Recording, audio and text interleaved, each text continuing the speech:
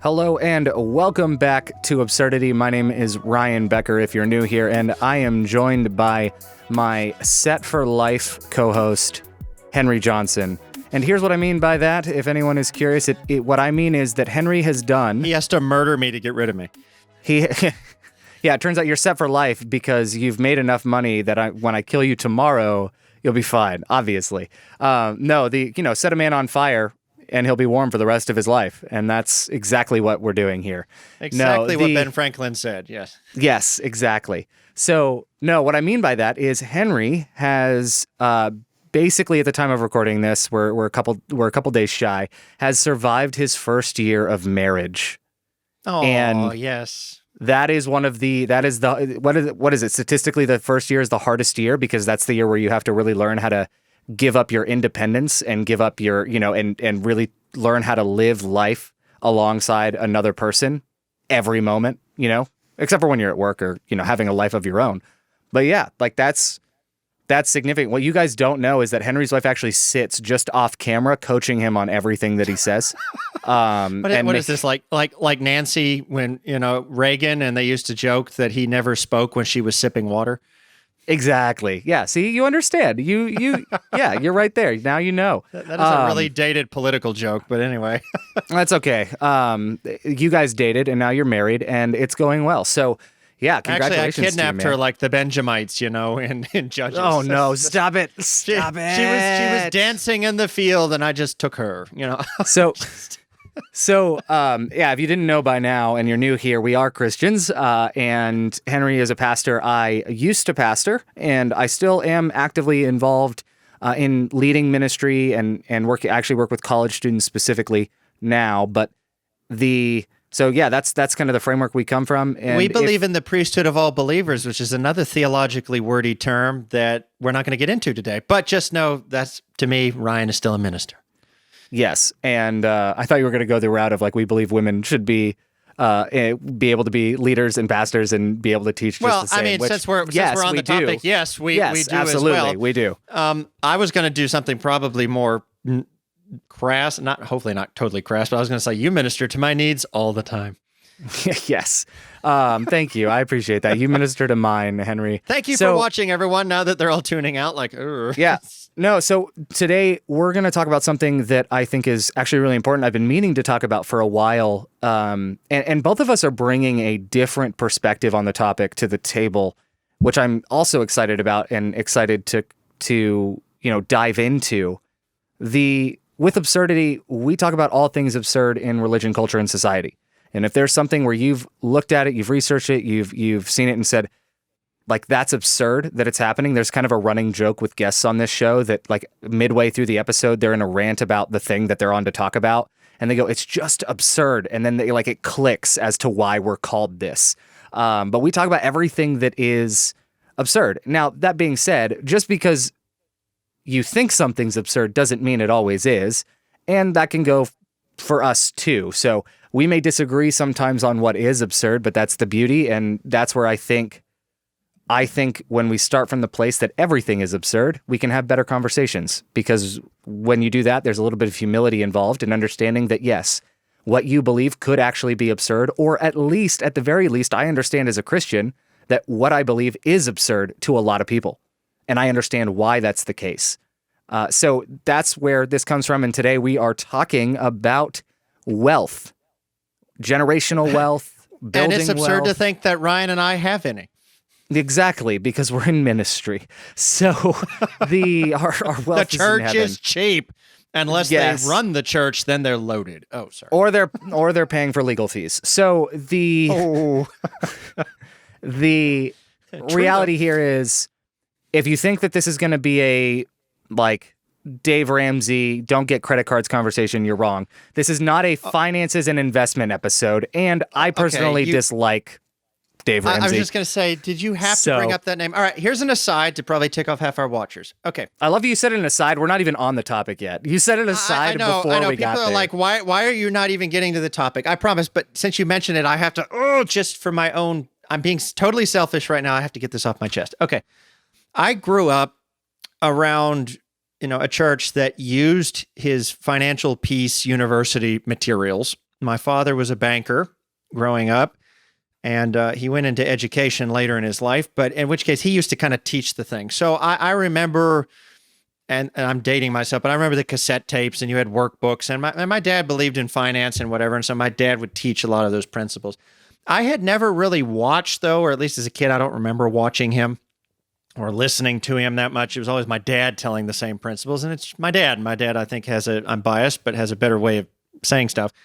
It wasn't until probably about 5 or 6 years ago, our particular denominational persuasion, the regional authorities for that, took several of us pastors out to Dave Ramsey's area in Nashville, to where his Financial Peace University company headquarters is or whatever, for a pastors, ministry leaders seminar retreat thing about financial peace, and they were paying for it. And I was like, oh, cool, Nashville, spaghetti factory, but whatever. So we went, the important things, I'm just being honest. So we went, and I remember sitting in the lecture hall or whatever church they were renting for him to do this at or whatever. And there were several different speakers that were supposed to be here. And I have no shame in telling you, I guess, unbeknownst to me, because I didn't know what he looked like for some reason, I just didn't know. He walks out to do the first introduction thing and start talking. And I remember getting annoyed and just really angry because I felt like they were just totally trashing people that were struggling in life and acting like people were dumb, and just it was like all the Christian cliches that make me sick, plus finances, plus coming across as rich white guy whose nose, if it was any further stuck up in the air, he'd drown when it rained. Look down on poor people, kind of, Gotham-esque jokes. And I didn't know who this was. And I remember leaning over like an idiot to one of the denominational leaders that was next to me in the row, just the way we were sitting. And I remember leaning over and go, when will Dave Ramsey come out? Because this guy is a complete rear end. And the guy kind of looked over his shoulder at me funny, and was like, that is Dave Ramsey. And I was like, oh. Needless to say, that completely useless story. I do not like him as an individual. I wish him well. I hope he will be saved. I hope he can learn to love people like Jesus loves people. But while his principles are good, I would say hashtag because, well, let me rephrase that. The majority of his principles are good. And you know why? Because they come from the Bible. But that being aside, the personality behind it, not a big fan. Okay, I just had to get that off my chest. No, that's Thank fine. you so much. I understand. Go to the topic. I will say, well, I think Dave Ramsey does a lot of good for a very specific kind of person. And I think that the tough love approach does work for certain, there are certain people that, yes, if you get a credit card and use it responsibly and pay off your debt every month and pay off your balance every month, then yeah, you're using a credit card well, you're getting the rewards. It's a financially responsible decision, building credit. That's totally fine. But there are some people that should just never own a credit card, like me 5 years ago. There are just certain types of people that should never own it. And so when someone like Dave Ramsey says, just go ahead and cut it up, because until you deal with the stuff that is actually causing you to overspend, it doesn't really matter what you have. You're paying more in interest than anything else. You're not being responsible or a good steward. And I understand that tough love approach works for a lot of people. My problem with Dave Ramsey isn't necessarily his advice or his approach, depending on who he's talking to. My problem is the utter disdain he's shown for his employees throughout the pandemic and his utter disdain for the exact target market that he serves. And I have another video talking about that on my YouTube channel if anyone's curious. But that's where my issue has. I don't get degrading people or degrading others at their expense you're not even talking to prove a point. Exactly. No. Yeah. Anyway. Now that we made this about Dave Ramsey, that's not actually our topic. And it's my fault we didn't get to it. And if you want alternatives, just reach out to us. Contact info's in the show notes or episode description, so you can go and check that out and let us know. And I'll be happy to send you some amazing resources that don't cost you $600 or the second stimulus check. So happy to do that if you would like. If you still have it, if you haven't spent it. Yeah. Anyway. So the purpose of today is actually to talk about generational wealth, specifically within the context of disparity. There's a lot of things that I think both of us are going to bring up that there's a shocking number of people that just don't know that these are realities. I didn't even know some of the stuff that I'm going to bring up. I think I didn't even know about until probably the last year and a half, I would say. I learned some of this stuff and did not realize it. And I think I'm going to talk more from the racial disparity side of it. Henry, I think you're going to shift a little bit more towards the generational. But I will say this topic alone, in my opinion, and this is going to where we alienate, or we're divisive, but this topic alone, in my opinion, is what basically proves white privilege is a thing. And just so we're clear, white privilege is not, if you had to pull yourself up by your bootstraps and work your way out of poverty and you didn't have certain advantages, and like white privilege isn't it's not meant to be a blanket term that describes every single person in every single circumstance in every single way. There are some people that do mean it that way. But when I talk about white privilege, I'm not talking about that. I'm talking about it as an umbrella term that describes, I would say, most in Western culture and specifically in America. But like racial disparity alone and generational wealth is one of the things that, in my opinion, proves that white privilege is actually a thing at all. So anyway. And at least as two white guys, including me, who just admitted his dad was, quote, a banker in the 90s, and I'm white and talking about finances, I just seem to, thank you so much. I guess I'm not needed for this conversation. Well, I mean, that's relevant. Yeah, that fit the description. Anyway. So and it's interesting because we're in an economy right now where we're very, very close to another housing market crash. And you've had, I mean, house prices we're not financial planners.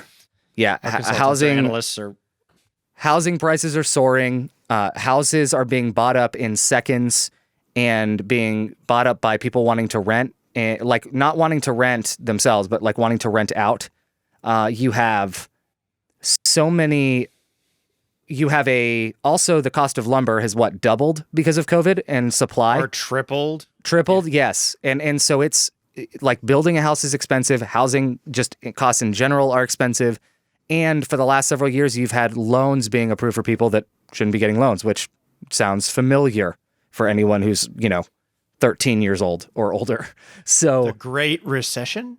Yes. So we're very close to another one of those. And housing is actually one of basically the best ways, if not the best way. Real estate in general is one of the best ways to build wealth for yourself.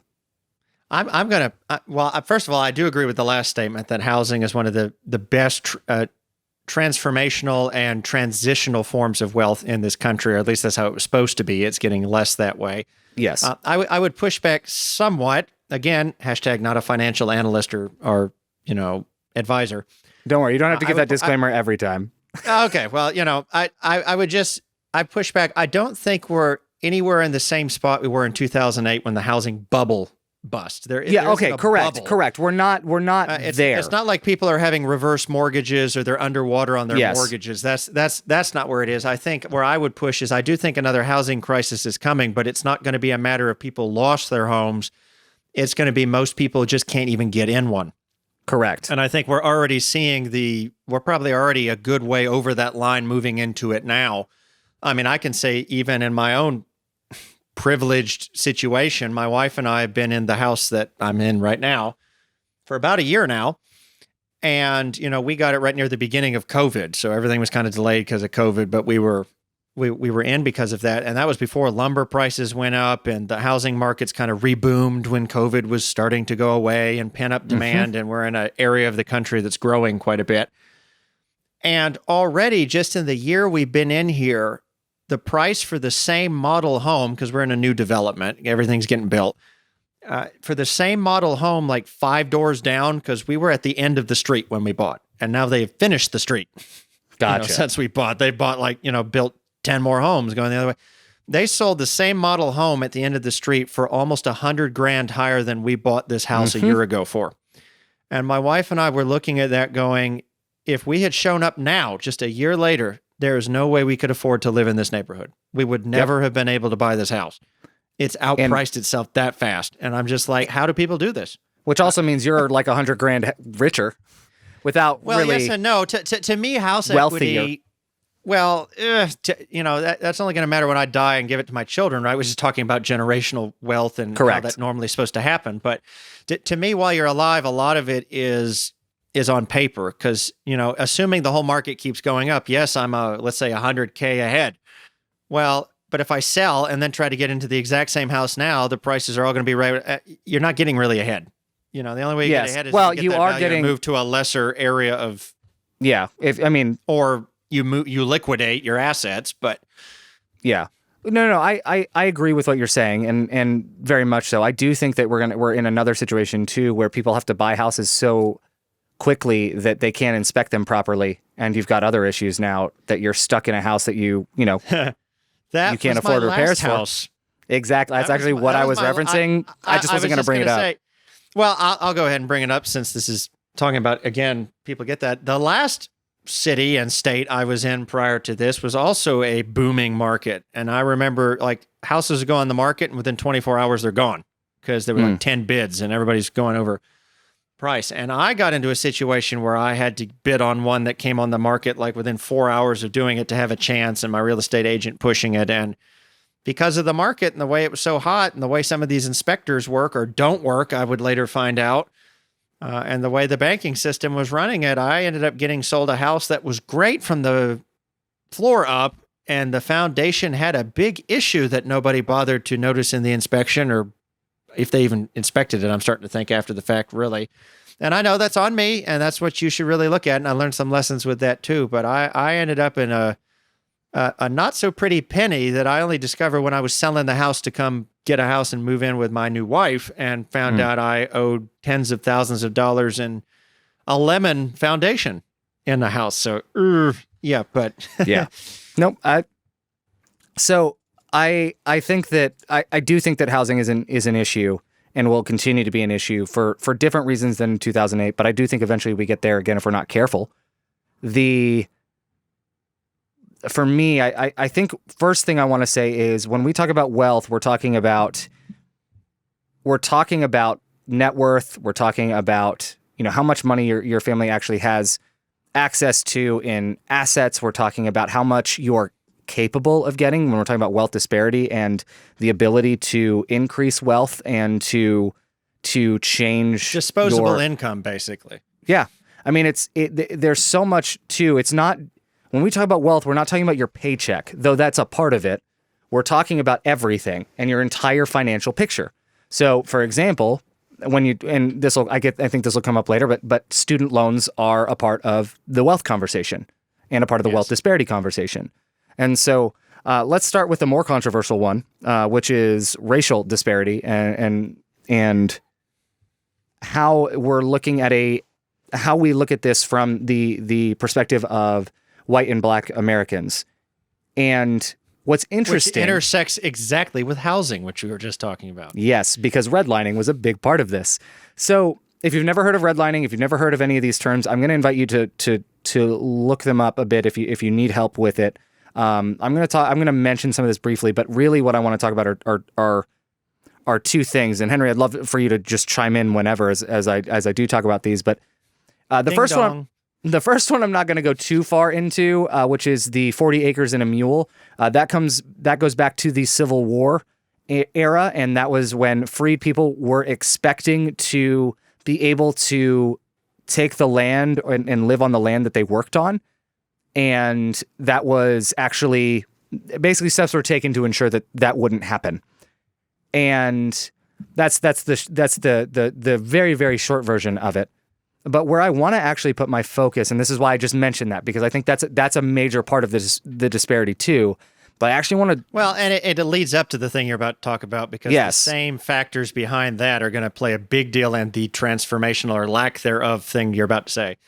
Which is the GI Bill of 1944. So the GI Bill was a part of a package meant to help veterans after World War II with education, with housing, and literally you can trace suburban America basically back to the GI Bill. The GI Bill is basically responsible for establishing suburban America. And interestingly enough, I have my own theory about why specifically. One thing I say about the difference between white churches and black churches is that in black churches, everyone is worshiping together communally. It's a communal worship experience. And in white churches, everyone is worshiping together individually, or where everyone is worshiping individually together. And I think a big part of that is actually due to single family homes and the rise of suburban America. I actually think you can trace, I mean, that being said, there's also the fact that there's a lot more history rooted, communal history rooted in Black history in America. But I think you can see an increase in individualism in white people specifically because of the rise of suburban and middle class America. And the GI Bill, it can be traced to that pretty significantly. Well, my theory on the big pieces of FDR's social contract. I mean, when you look at the 30s and you look at the early 40s, the whole idea was now, in the name of here's a generation that's having to fight fascism, that's having to fight totalitarianism, and do that, we're going to reward them, and this is going to be a huge investment. And part of this you have to understand comes out of the mindset of the 30s too. They just come out of the Great Depression. Okay, the only reason the Depression's going away is because the wartime economy has just blasted through the fact that now you don't need bread lines anymore. Everybody's making shells, artillery, tanks, planes, weapons, whatever. I mean, typewriter companies are popping out guns. I mean, so everybody has moved into the wartime economy, and you have a realization that when war is done, that's going to go away. For the most part. Now, that would be another topic for another time, the military-industrial complex, as Eisenhower would later talk about. But yeah, the whole idea is now you're going to have millions of men that have been mobilized getting a steady pay, and in some ways a decent pay because of combat pay and all sorts of other things. And now they've got to come back, and is the country going to be able to, at the same time that it's ramping down wartime industry, but you also have now 4 million plus men that had a daily job in the Army or the whatever, and they're not in that anymore. What are these people going to do? There's not jobs for 4 million people when the extra jobs you artificially created are disappearing at the same time. So how do you prevent the country from economically collapsing, but at the same time invest in the next generation? And it was really a great investment of wartime capital into a whole generation of returning men, or at least it was supposed to be. Well, yes, it was supposed to be, but so the GI Bill was, I didn't realize you were handing it off. That was really smooth. Well done. The GI Bill was not inherently intended to be racist, but it was structured in a way that basically resulted or gave way and made room for explicitly racist outcomes. And now if you had to distill that down, what would be the one thing about the GI Bill that opened it up to racism, basically? Basically that the power for example, benefits, the power for, let's say, loans were taken away from the federal government and given to states. That is the number one factor that brought on this. So one concrete example of this is because the federal government wasn't in charge of enacting a lot of this anymore, the VA could co-sign loans but couldn't guarantee them. So when you have white-run institutions and you have all of the things of Jim Crow America in place, which is access to resources, access to items, access to places, access to everything being limited based on color, and all the better things being given to white people, which is still a thing that, by the way, happens today, and we've talked about in other episodes. The reality is that it opened the door for white-led institutions to block and outright deny loans to black people and refuse to give them housing loans, refusing mortgages and refusing a lot of the benefits for black Americans. On top of that, Bankley, wow, that was a Freudian slip. Bankley, frankly, preventing all of its benefits from being fully utilized, because people don't realize it's not just that let's say you go into a southern state, let's pick on that, like the state, both states that you and I are in right now, we're participating in this kind of thing. A African-American GI comes in, wants a loan. Well, the bank goes, first, I don't want him in that neighborhood. And second of all, I don't want to give him a loan. And the VA can only co-sign. It can't guarantee, like you said, so they just deny him the loan. Or they only give him a loan for some part of town they want him in, but it's not just that. Educational benefits. They were supposed to be able to get not just trade schools and other that, but go back to 2-year and 4-year degrees. Well, that's easier said than done when you're in the South and you go to a privately run, because remember, these aren't federally run universities. It's not Correct. community colleges. And you go to an admissions board or all of that, and you go, I would like to study X subject. And they look at you and go, sorry, we don't have tools for African Americans to use to learn that subject. Take something else. All right. And so you had a lot of them that couldn't go to school for certain things, and they couldn't even go to the trade schools that the VA was encouraging them in the absence of 4-year degrees to go to, because they go, as I just said, well, we don't have tools for you to use because those are whites only tools. Yeah. Well, so now you can't take the classes, so you don't get that education either, et cetera, et cetera, et cetera.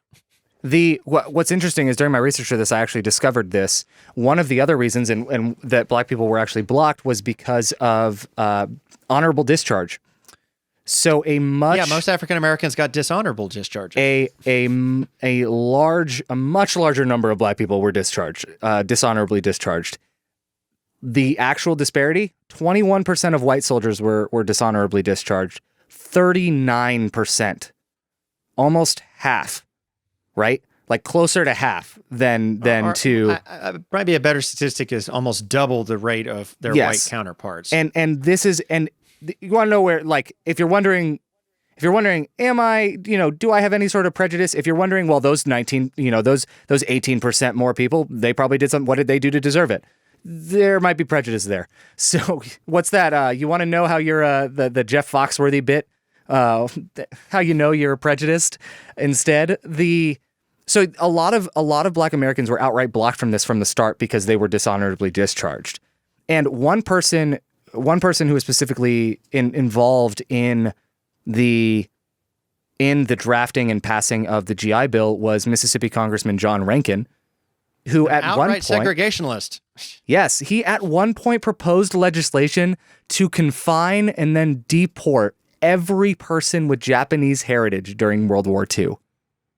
Oh, that'd be another topic to talk about: Japanese internment camps in the 40s. Yes. So my point being that in the entire bill that gave white America a lot of when they already had a major head start in America, because a lot of the land that should have gone to freed slaves after the Civil War went right back to their pre-war white owners, right? So you've already got generations of wealth being amassed for white people ahead of time, ahead of blacks.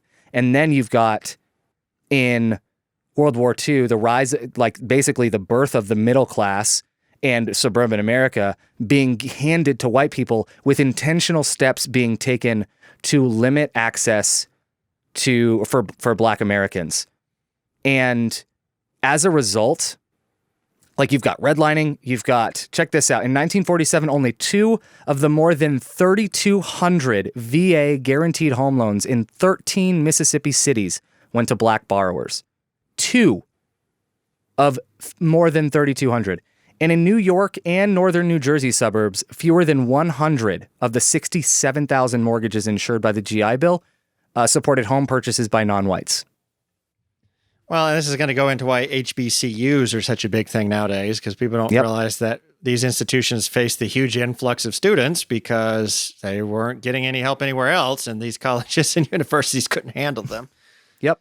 So all of that to say that there is a very, very big wealth gap, and there will be a link to everything I just referenced in the show notes for you.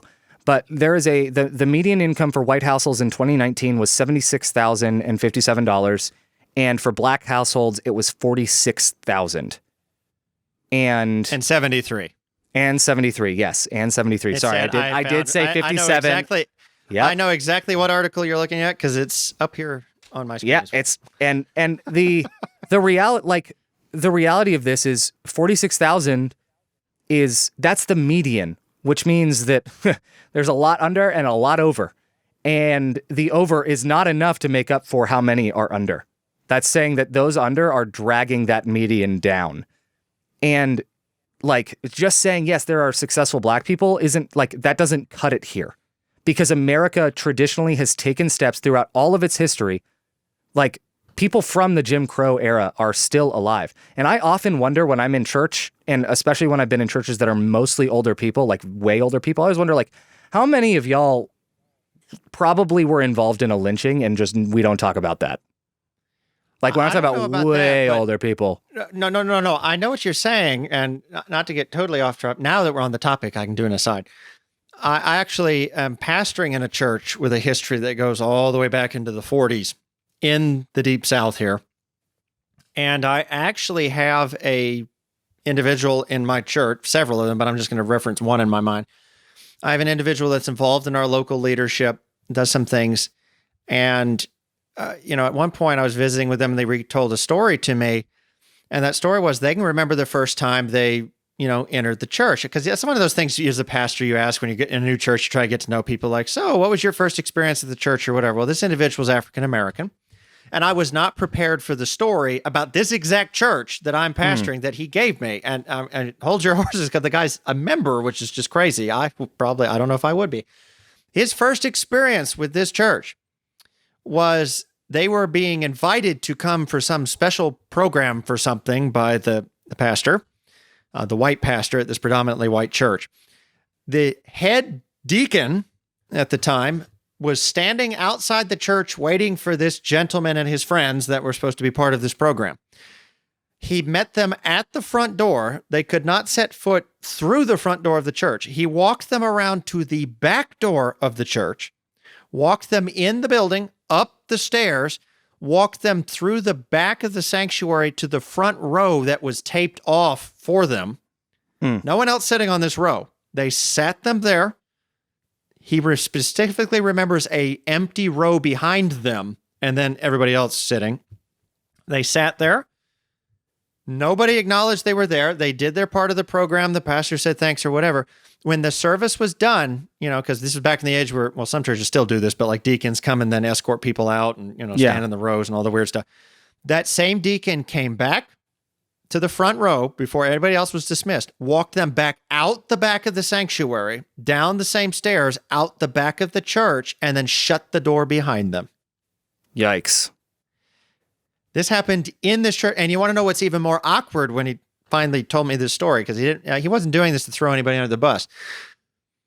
He later, through a process of events, ended up a member of this church. He came back. Talk about God's redemption, but also things this is crazy to think about. That same deacon that had walked him in as a teenager and back was the head deacon at the time that he showed up at this church to be a member. And of all ironies, and I think God just has a way, this gentleman is now the head deacon in place of that gentleman in this same church that treated him as such as a teenager.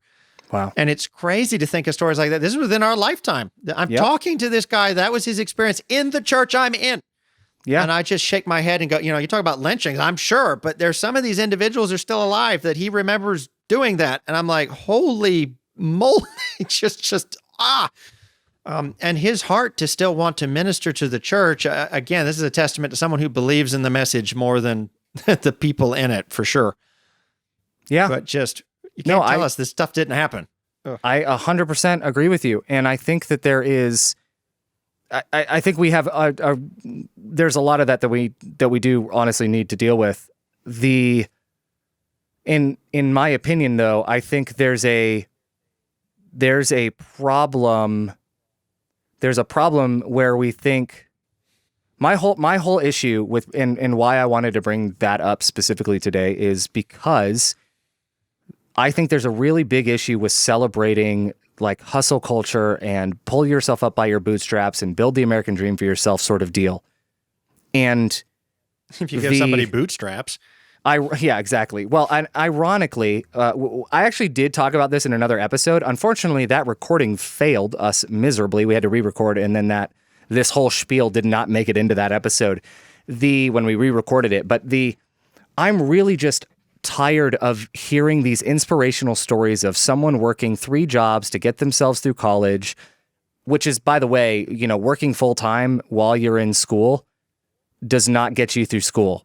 I don't care if you did it in the 70s. I don't care if you did it in the 60s. I don't care if you did it in the 80s. That doesn't work today. Sorry. I don't know what to tell you. About 10 years off your life. Yes. And also, most companies won't even let you work full-time at that age anyway because they don't want to pay benefits. So you're limited. But because, we've tied health insurance to job and healthcare to your job instead. So Thanks, that's Obamacare. an entirely different, right? That's an entirely Work different. your 39 hours and not 40. But, we love the Affordable Care Act. So Yes, we do like the Affordable Care Act. I'm just saying that people are working around that 40-hour limit. Oh, no. I'm saying, I'm playing on the riff that like so many people love the Affordable Care Act, but hate Obamacare because they don't. Yeah. They don't It's not realize. actually called Obamacare, but anyway. Yeah, they don't realize it. So but my problem is that I'm tired of us, like, it's amazing when someone does that. I'm not trying to take away from someone who does that and who has done that. And by the way, just so we're clear, trying to make it so that future generations don't have to do that is not taking away or diminishing your experience. It's not disrespectful to your experience to not want that experience for other people. And I get sick and tired of the parents who say, I want my kid to have a better life than me. And then the second that their kid has a better life than them, they're petty, they're jealous, they limit, they emotionally manipulate, they economically abuse their kid so that their kid, they got to make sure their kid is grateful for all the opportunity that their parent is now limiting them from. And people should work, but do they have to work 5 jobs just because you did? I mean, well, and on top of that, teaching them a work ethic and slavery. what I was going to say was, do you really want the gifted minds and the gifted people with that work ethic that are doing that? Do you really want their energy and talent and passion poured into that? Or would you rather it be empowered and poured into something that matters as far as from a societal standpoint, that matters from solving cancer? Yes, solving literally anything. And that's what's so frustrating to me is we've built this up and say, well, you just need to work your way out of it. And I don't buy that. I don't think that that's the way that we should that's the thing that we should accept. I'm not saying that you shouldn't have to work at all. I'm not saying that you have to work for it. I get that. What I am saying is that there is a very real economic disparity that exists. And I see it. I'm a college recruiter. I meet with families all the time talking about finances. Even when I talk about, the school I work for has a work match scholarship. And, whatever work you do over the summer, we will do a brief, or we'll do a small match, dollar for dollar up to a certain amount for whatever you earn that summer. And, it's open to any student. And what I'm realizing as I go through it is that scholarship basically ends up not favoring, because it does apply. Anyone can technically get it. But you know what families are super confident? It's the families who have, extended family that owns a business, or they have the connections, and they go, yeah, he's just going to work on so-and-so's business, and they're going to make sure they pay him $2,500 at the end of the summer, and he's going to have his match amount. Or thank you for giving us very specific financial information. Yes. So the reality is that there are a lot of students that don't have the same access to jobs, that don't have those same connections, and it's through no fault of their own. And now they have to work even harder just because of where they were born, or just because of potentially what they look like and the circumstances that they were born into. And now they may not be able to as easily acquire that kind of thing. And granted, this is so. Just before anyone attacks the university for this is the first year this scholarship has existed. A donor funded it, actually, and the school is using this summer to measure its impact and its effect before we decide what to do with it in future years. So no one jump on the train. Literally, it's open to everyone so that we can actually gather data. So that's part of it, but that's the reality. Is there are a lot of things that, yes, if you are already starting off from a better financial position, and by and large, white people tend to be the ones that are born into that position more frequently. Not saying if you're some, from really small town that you were born. I'm not trying to say any of that. Okay. If your circumstances, if your circumstances are not described by what I'm saying, then I'm not talking about you. That's how that works. Ryan, so it's the pot calling the kettle black. That's probably a poor phrase to use right now. That's very poor. My point, and that's also bad phraseology.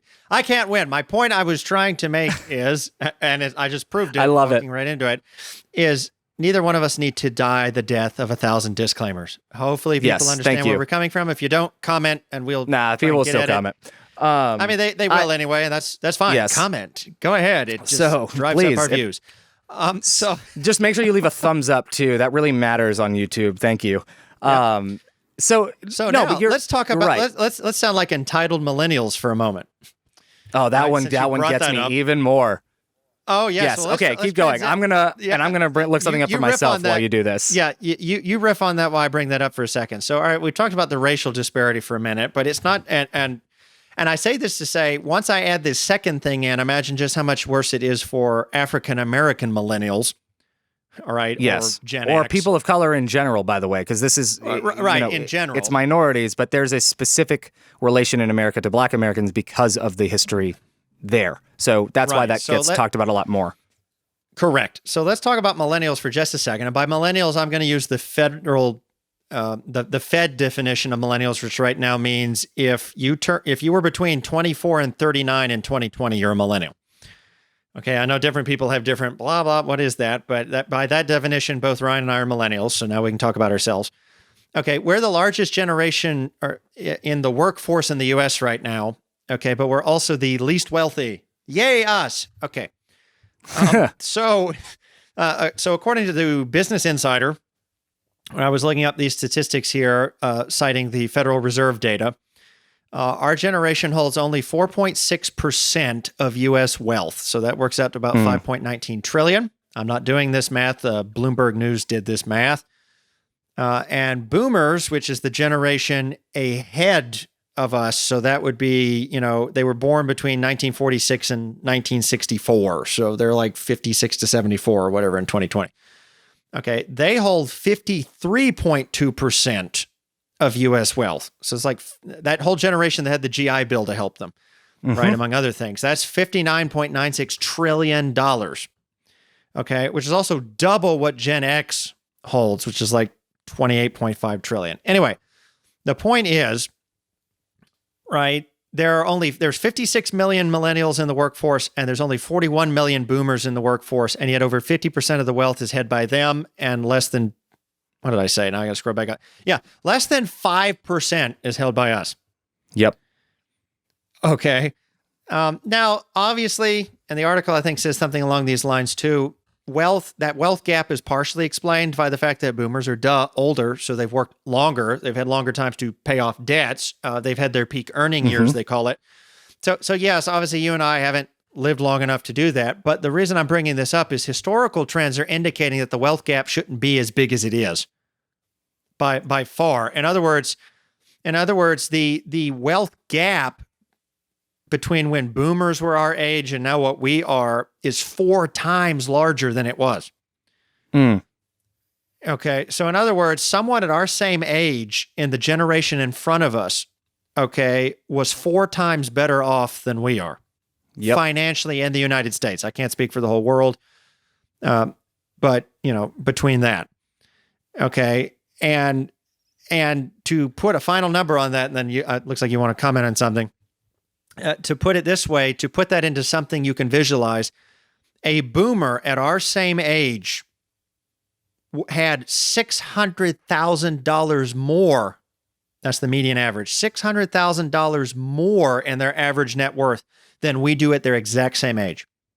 $600,000 more they had the chance to either be given, have, earn, pay, whatever, at their same age than you and I do now. If I had an extra see, now I'm sounding entitled and white. If I had $600,000 right now, my house would be paid off for one, and a lot of other things would be dealt with. I have not had access to $600,000. Yeah. And I probably will not have access to $600,000. What's funny is I actually at one point, not me specifically, but my family did, not because of anything good, by the way. So if anyone but unfortunately because of mental health problems, and yes, my dad. And if anyone's curious, my dad passed away when I was 17 of a heart attack, and my family had no idea he had a life insurance policy, and that did benefit. And yet I still ended up having to go to school on student loans because of some things that happened in my family outside of that. And before anyone comes in here telling me it's because of financial mismanagement, no, that's all. So this isn't that episode, and that's not the thing to come at me for. I know. So, we could have another whole conversation about medical costs in this country, but so one thing I actually did a presentation on this at a church that wanted to know about empowering young adults, and this was based off of some research from something in 2018. In 1960, the median gross rent was $71 or $588 in today's dollars. The current median U.S. rent, according to Zillow, is $1,700. This is 2018. Good grief. Yeah. All right. In the late that's higher than that yeah, now, so it's gone higher. Yep. In the late 1980s, it cost $7,050 or $15,160 in today's dollars for a private undergraduate degree. The average cost today is $34,740. That was, once again, 2018. I'm going to say the cost of that is like almost what one full school year is now, isn't it? Yes. I mean, you work in universities. So. No, that is. Yeah. Yep, absolutely. Childcare and pre-college education. Hey, that's a factor of 4. Where have we heard that before? Hey, well done. Childcare and pre-college education make up 18% of the total cost of raising a kid, compared with 2% in 1960.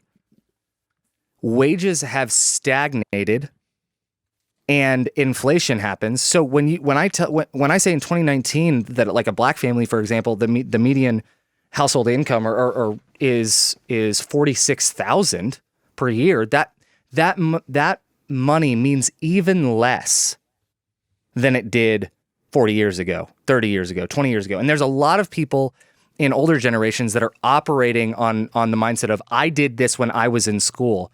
And there's this general assumption that things just have to be the same as they were today, that as they were before. And they're just not. Like, these aren't... Inflation, folks. Inflation is real. That's why Bitcoin is the future. Well, I don't know about that. Thanks, Musk. Be quiet. Yeah, exactly. The reality of this is that generations are younger generations, and I feel really bad for Gen Z and now Gen Alpha coming up, is we just don't have spending power. Like, people are freaking out. Nonprofits are freaking out. Education, nonprofit education institutions are freaking out because, like private institutions, because their donors are dying and they're not being replaced. Because my generation is so busy trying to pay off debt that we can't even buy a house. And when you're paying so much in rent... Don't get me started on how many church things I sit in and they're like, why won't your generation give more money? I'm like... Yeah, we don't have any to give. We're still paying off everything that you told us we had to do in order to be successful citizens. Because, by the way, you made student loans something that specifically were exempted from, I don't know, bankruptcy proceedings. Yes. I can die and someone still has to pay those things. Yes. And there's so much here that disadvantages now younger generations from being able to do things. And yes, you could say, well, you don't have to go to college. You don't have to do this. You don't have to do that. America is the most propagandized country in the world, in my opinion, other than or one of the most in specific areas. Okay. So there are other countries. I think North Korea probably beat you. Yes. So in specific areas, though, this is the case. And one of being convinced that, yes, you don't have to go to college to be successful. And I fully believe that, actually, even as a college recruiter. I don't try to convince someone who doesn't want to go to college to go to college. I try to help the students that want to go to my school get there. That's what I do. Okay. So the reality is that most kids are going to school being told that you have to go to college if you want a future. So you may, on wherever you're sitting in your life, may say that in a Facebook comment or YouTube comment or whatever, but that means nothing to the kid who spent his entire 18 or her entire 18 years of life and being told that college is the future. College is your way to the future. They don't believe they have a choice. When I took out loans, I didn't really realize that I could have had a choice. And being put in 40, I think 30,000 is the median debt level for undergraduate in America. And taking on that debt, you don't even realize at 18 years old, you really think that that's the time to do it? Like, you think that's the time to say, I can take on that kind of... And again, talking about a little bit of white privilege and, a generational wealth disparity. Again, my parents are in that generation that has a lot of that wealth. And my parents sacrificed a lot when I was a kid to make wise investments. And of course, you can argue, well, they had the money to be able to do that. Yes and no, but they, I do admit we were better off than a lot of people. And, they got to the point that when I was going to school, they covered a good chunk of my loans, right? Mm-hmm. I'm only in a decent position right now for when I got married in my 30s and was able to do some stuff, only because my parents took a chunk of that. I didn't have the whole thing land on my head when I was done with it, or I'd still be in a mess. I've realized I got to celebrate in my late 20s, like, my student loans are paid off. Well, because my folks paid half of it, so, and not everybody has that option. Not everybody has that opportunity. And 60% of Americans are basically one bad day away from being homeless because of the fact that we don't have any savings. And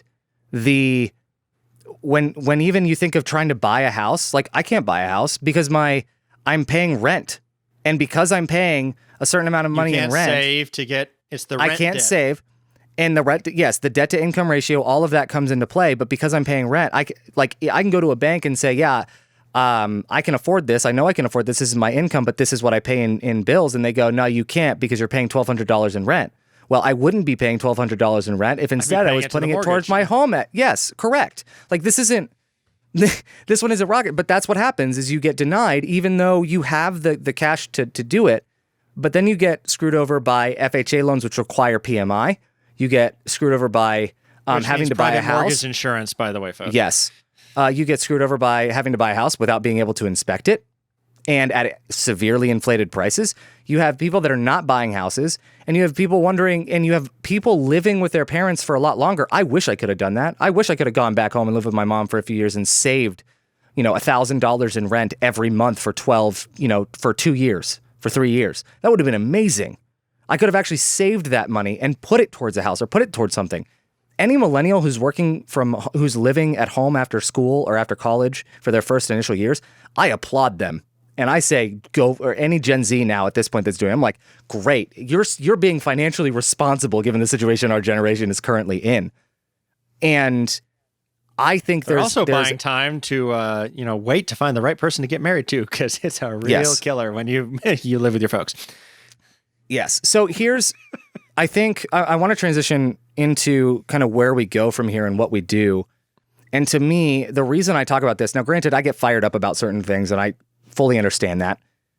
And some of it is like baggage from how people have reacted to me in the past too. But I think where I want to go with this is, and this is my hope in every conversation I have, is that I really hope that this helps people have like 5% or 10% more empathy toward people in lesser fortunate situations, or with a harder stage of life or harder class, economic class to get out of, right?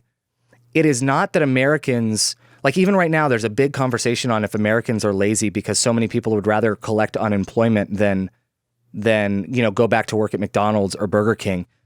But no wonder when we spend all of our time degrading and deriding fast food workers, no wonder when the government actually pays a wage that people can live on, more so than what they can live on at work, then no wonder they don't want to go back to the job. That extra unemployment. Thank you. Yeah, right? State of South Carolina. Yeah, Tennessee too. If you look at the government paying people, giving people a temporary, more livable wage, I won't even say it's fully livable, but more livable wage, and you say, that's keeping people from going back to work, I don't know what to tell you other than to say that the government paying money is not the problem. The wages themselves are the problem. And the companies like Walmart that would rather pay you less and rely on government assistance through food stamps and make you rely on that in order for you to live.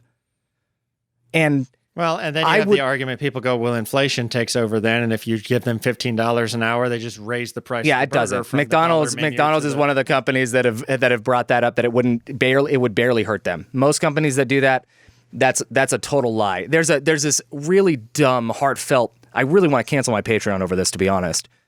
There's this really dumb, heartfelt message from Jack Conte, who's the founder of Patreon. And he talked about how they just raised $155 million in cash recently, and then also laid off 36 workers.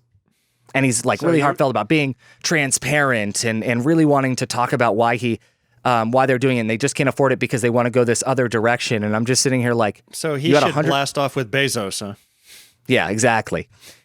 This is wage and slave labor in that respect is ridiculous, let alone that slave labor is actually still a thing in the prison system. So read that fine print in the 13th Amendment. They're not making license plates, though. Of course not. So what I hope is that in these conversations about generational wealth, especially if you're coming from a place where you do have income and you think, well, you need to work harder or you need to do more, or yes, sometimes the answer is that someone does need to generate another stream of income. That's absolutely true. And I'm grateful for things like YouTube and otherwise that teach people how to do that and to do it for free. But the reality is there's a lot of people that are unnecessarily disadvantaged and it's not their fault. And I really wish we would take that into consideration and not just assume that someone is worse off because of a decision they made.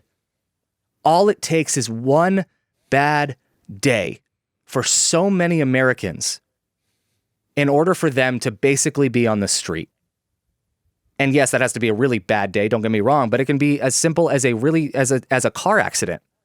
As a small car accident where no one even dies or no car is even totaled, and all it takes is the medical bills from that to bury you. Because you were already strapped thin. And I don't have the solution exactly for how we make reparations or how we help bridge the racial divide. But what I do know is I do know that we need to rework student loans and that whole industry. And I do know we need to rework healthcare. Absolutely too much. GoFundMe is like the second largest health insurance company in the world without even meaning to be, or in the nation without even meaning to be, because so many people go there to cover their medical bills. And that's a sad reality. That is a terribly sad reality. So there are certain policy changes and things we can do on a societal level, but we don't get there without first the interpersonal relational level of leveling with one another, being empathetic and sympathetic to situations, understanding, and actually being willing to have those conversations without the disdain and condescension that comes with believing that someone is in their position just because they did something to deserve it. Assuming that without actually knowing a person is where prejudice is, like that is prejudice, and it's where further prejudice is born. So that's what I want to say there. But Henry, I want to pass it over to you. I'd love to hear your thoughts here. Where do we go from here? Well, I mean, like so many things in life, the first step is admitting there's a problem, right? And there's so many things that our society has put up nowadays, politically, socially, even religiously, to try and, basically say, there's no problem, don't look here, blah, blah, blah, blah, blah, blah, blah. Well, that doesn't do anything. It just kicks the can down the road for it to get even more rusty so that eventually one of our children or great-grandchildren goes to kick that can and it slices their foot open and they get tetanus. So, because they didn't get a tetanus shot because they had no health care. Yep. Wow, that was I went, that yep, really escalated. But that's what happened. My point is, we have to admit that there's a problem. That's going to require a lot of different things.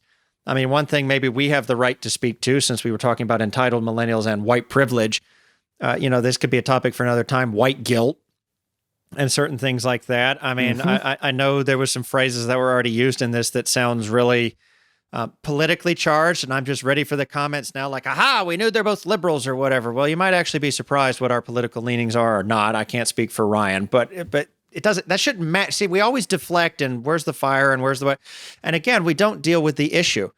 Okay. I think it does not mean that I am personally guilty to admit that in past generations, wealth was despairingly, given to certain ethnicities and people.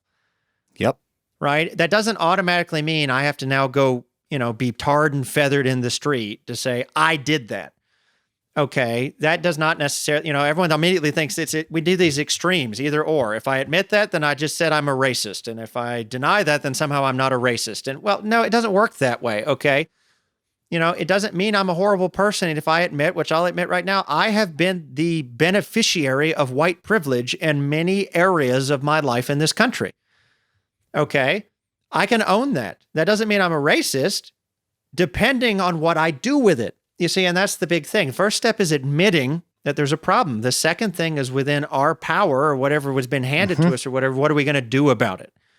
And I don't necessarily have the immediate prescriptions to solve it either. Some people will go, well, reparations and you give money, or other people will go, change the student loan system or whatever. And there's probably something to be said about having a conversation about all of that. But the point is, first of all, you have to admit it's a problem to have a conversation. And then second of all, we need to learn to have conversations.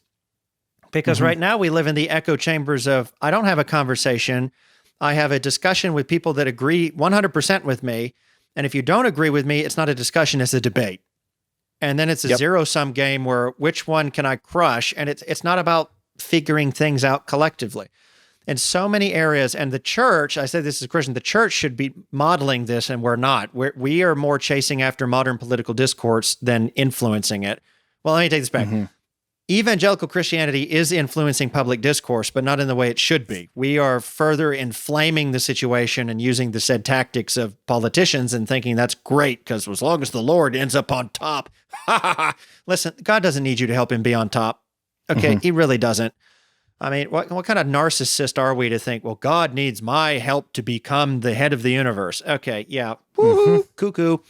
But anyway, I mean, that being said, we need to be modeling how do you have discussions with people when we don't agree, right? Well, that takes listening. I need to be able to hear about people. I'll throw out on a limb here. I'm not a huge fan of what's commonly called reparations, but if I can't sit down and listen to somebody who is a big fan of that, then I'm not contributing to anything but the further breakdown of these issues. So first step, admit there's a problem. Second thing, listen to those that disagree with you on this thing. Have a discussion, not a debate. Right. And then third, we need to, even though it's going to be difficult, even though it's going to be hard, we need to be willing to invest personal, emotional, and maybe even financial capital together into working until these problems are addressed. Try stuff. Yes. I'm not saying the first thing we do is going to solve it, but try something. That's about all I got. No, I very much appreciate it. You just reminded me of this, and I want to close with this as not necessarily that's how you know I'm a pastor, because I actually tell you I'm going to close with this, and then I'm going to tell you a story. Then you keep going, yeah. Yes, so we're going to land this plane. So now landing the plane, coming in for our final descent. Open up your Bibles to this other verse. So burning a lot of fuel in that tank, aren't you? I am in I actually forget that this is a reality for me quite a lot, this isn't. I'm not saying this as like, I'm not saying this for any other reason than background. So no one, which is, I'm actually in an interracial relationship, and I forget that fact all the time. All right. I'm with someone who is Dominican and dark-skinned, and I completely, I don't even think about that 99.9% of the time. He's just too amazed that he is dating up by quite a few levels. Correct. But occasionally something happens that unfortunately reminds me that I am in one. And specifically what I'm referring to is something that happened just this past weekend, which was about 5 days ago from when we were recording this. And my girlfriend went to get her nails done. And it's not my story to tell, so I'm not going to go too in depth on what happened. All I'm going to say is she was the only person of color in the nail salon. And she was also the only person that was treated the way she was. Not given certain amenities to dry or clean off her hands. Her actual old nail residue was left on her fingers, never cleaned off. Her nail job was basically incomplete.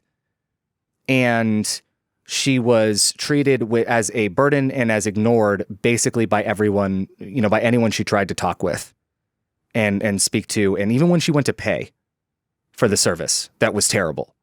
She came back and was enraged, and obviously we talked about it, and she was like, no, this isn't okay. I want to go get this.